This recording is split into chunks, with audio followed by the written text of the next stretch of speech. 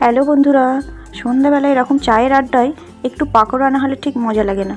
তো আমি আপনাদের জন্য সুন্দর একটু ভেজিটেবিলের পাকোড়া নিয়ে এসেছি।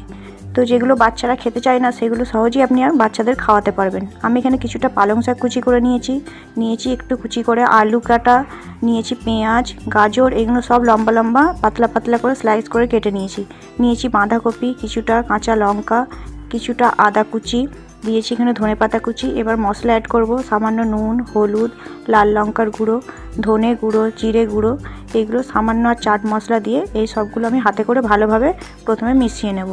এটা মেশাতে মেশাতে একটু নরম হয়ে গেলে তার মধ্যে 2 চামচ বেসন আর 1 চামচ চালের গুঁড়ো দেবো।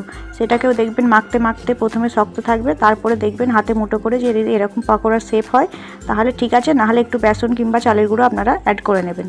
এবার হালকা মিডিয়াম তেল গরম করে আমি এগুলো হালকা হালকা করে ফ্রাই করে নেব। এগুলো দেখুন মিডিয়াম হিটে ভাজবেন, তবে এটা ক্রিস্পি হবে। তো এইভাবে আস্তে আস্তে সবগুলো দিয়ে আমি সুন্দর কালার হওয়া পর্যন্ত এটা আমি ভেজে এবার আস্তে আস্তে দেখুন সুন্দর কালার চলে এসছে এবং ক্রিস্পিও হয়ে গেছে। আমি এবার একটা একটা করে সবগুলো তুলে নেব। আমার এই রেসিপিগুলি যদি আপনাদের ভালো লেগে থাকে প্লিজ আমার চ্যানেলটিকে সাবস্ক্রাইব করে একটা লাইক দিয়ে দেবেন। এই দেখুন আমার পকোড়াগুলো সব রেডি হয়ে গেছে। চাইলে নিজেদের পছন্দ মতো কোনো সবজি অ্যাড করেও এটা করতে পারেন। অবশ্যই একবার বাড়িতে এটা ট্রাই করে দেখবেন।